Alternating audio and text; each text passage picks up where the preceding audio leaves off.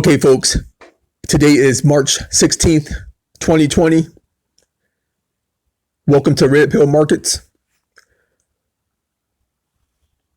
The Dow finished down 13%. S&P finished down 12%. NASDAQ finished down 12.25%. Small caps finished down 14.5%.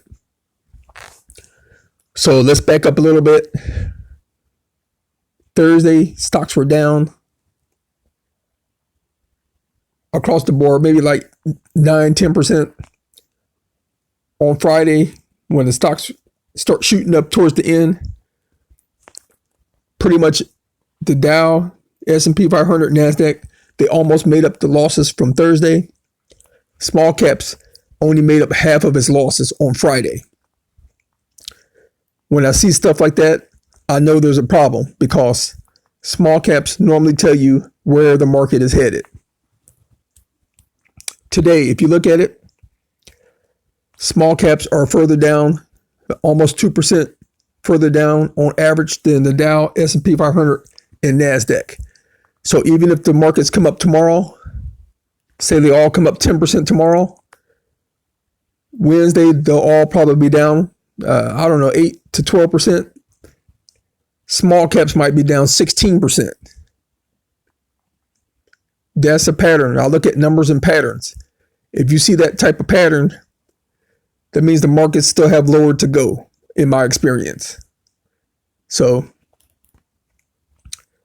Dow, S&P 500, NASDAQ, they're between 30 and 32% off of their all-time highs. Small caps is down 40 to 42% from its all-time high. So, word on the street, markets are going lower on average. So let me see here. NASDAQ. If I had to guess, NASDAQ still probably has another 10 to 20% to go before we can call that a bottom. That's my best estimate.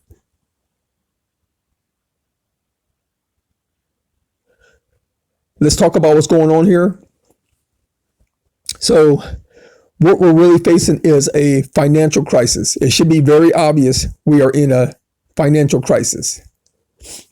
So without getting myself in too much trouble and without getting censored, all I'm going to say is we're in a financial crisis. It involves multiple countries. It pretty much involves every country, but I can't really get into too much detail without my site being blocked or flagged. So just know we're in a financial crisis. If this market continues to sell off, it's probably going to go down in one of the fastest crashes in history. We already know to look for more downside.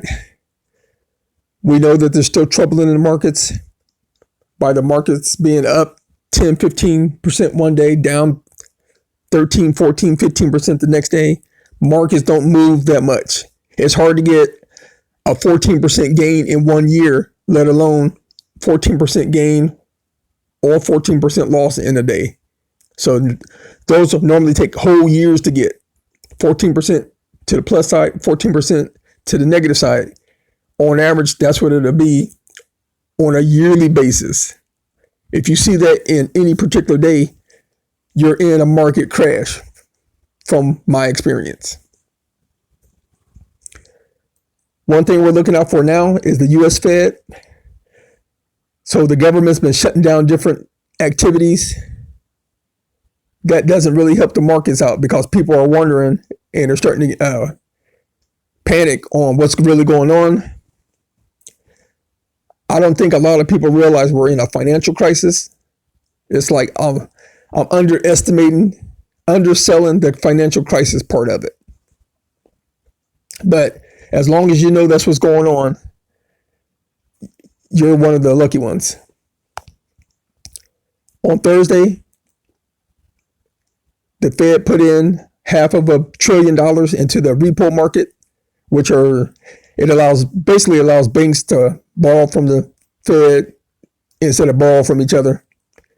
So the Fed was already putting in hundreds of billions of dollars a night. Then they kept doing that, and then they put in $500 billion Thursday, $500 billion Friday, another $500 billion. I forget what that was for. So that was a total of $1.5 trillion that helped push the markets up on Friday. Yesterday, the Fed comes out and has an emergency 1% rate cut. The markets panicked because they weren't expecting an emergency rate cut. They were expecting a rate cut on Wednesday. If we couldn't wait till Wednesday, that told the markets that it's an emergency and things look a lot worse than what we thought. And then they came out today. The Fed comes out today. They introduced another $700 billion worth of quantitative easing. This is right after the rate cut from yesterday. The $1.5 trillion 2 days before that. The week before that, the emergency 0.5% rate cut. They come out with $700 billion quantitative easing today.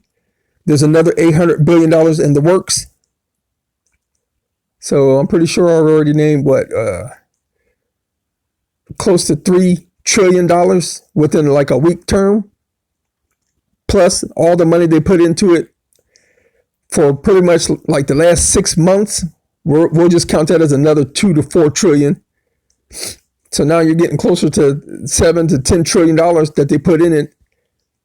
The more money they put in it, it's not really stabilizing the markets. So we're waiting to see what the Fed comes up with, what the president comes up with, what kind of stimulus package, what kind of quantitative easing they'll come up with to stabilize these markets before we jump back in.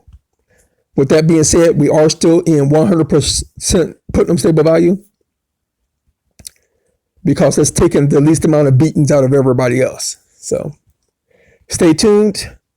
If I get a chance, I'll do pre-market in the morning. Start telling your people about the channel so they can subscribe. I'm trying to save people money here. Like, share, comment, and subscribe. Later.